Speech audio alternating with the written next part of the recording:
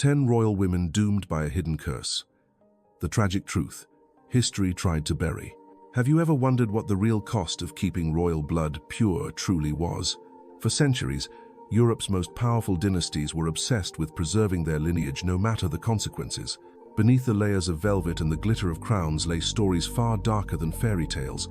Women born into luxury, yet trapped in cycles of close-kin marriages, inherited illnesses, and untimely deaths.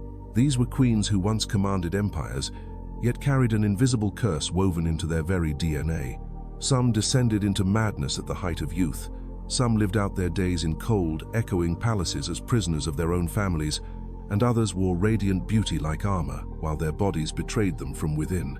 Today, we will uncover the lives of 10 royal women whose fates were shaped and in many cases destroyed by inbreeding. Each story is a portrait both magnificent and haunting, where opulence intertwines with tragedy.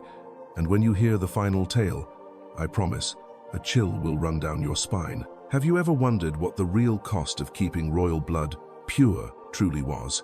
For centuries, Europe's most powerful dynasties were obsessed with preserving their lineage, no matter the consequences.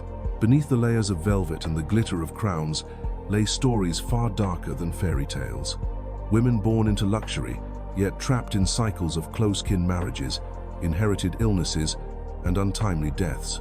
These were queens who once commanded empires, yet carried an invisible curse woven into their very DNA. Some descended into madness at the height of youth. Some lived out their days in cold, echoing palaces as prisoners of their own families, and others wore radiant beauty like armor, while their bodies betrayed them from within.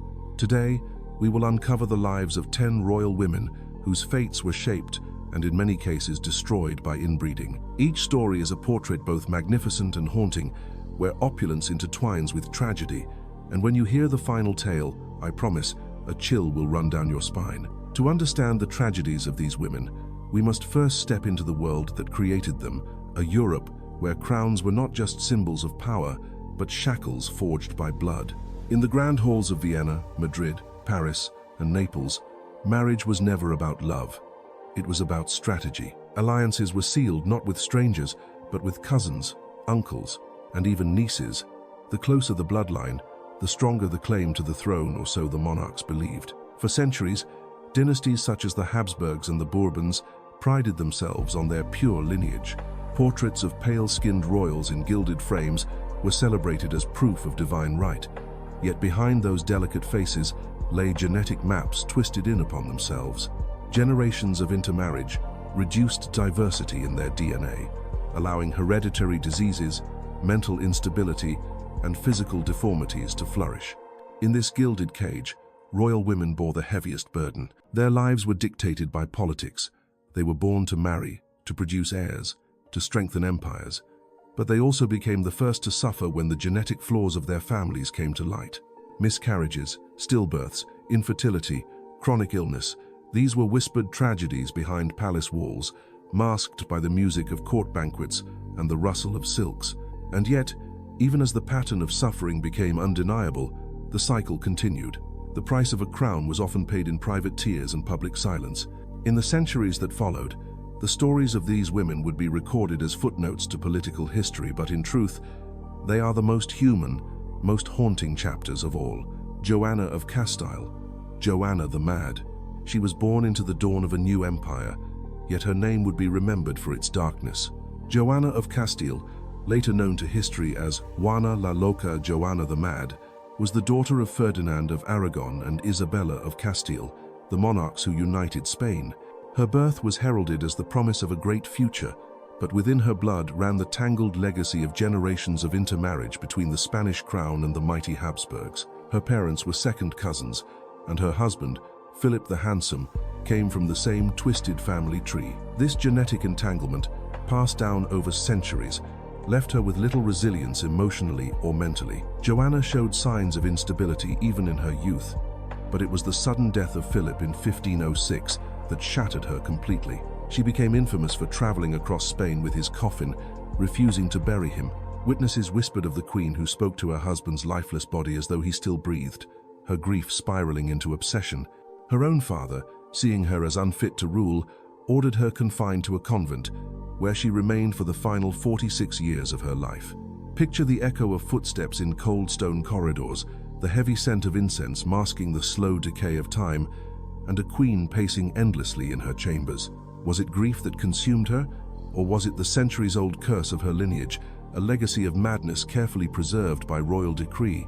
The hidden costs no one spoke about.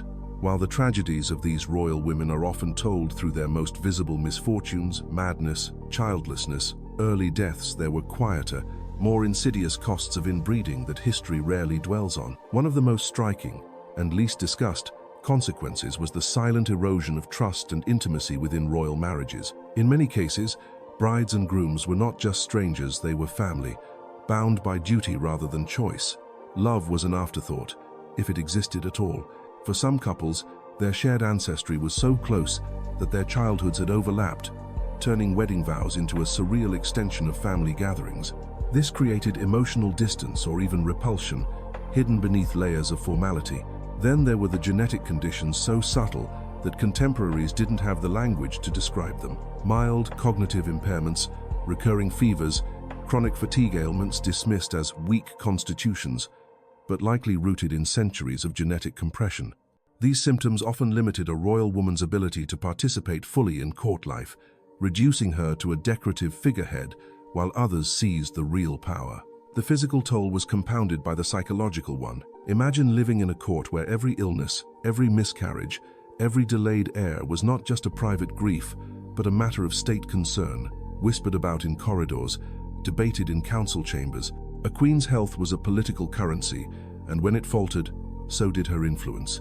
And yet, even as these patterns became obvious, they persisted. The notion of pure blood was so deeply ingrained that the suffering of individuals was seen as an acceptable sacrifice for the preservation of dynastic power.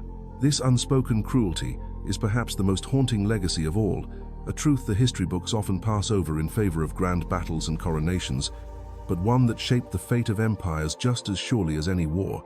From gilded cradles to cold echoing chambers, the lives of these women reveal a chilling truth. The pursuit of pure royal blood often came at the expense of human life and happiness.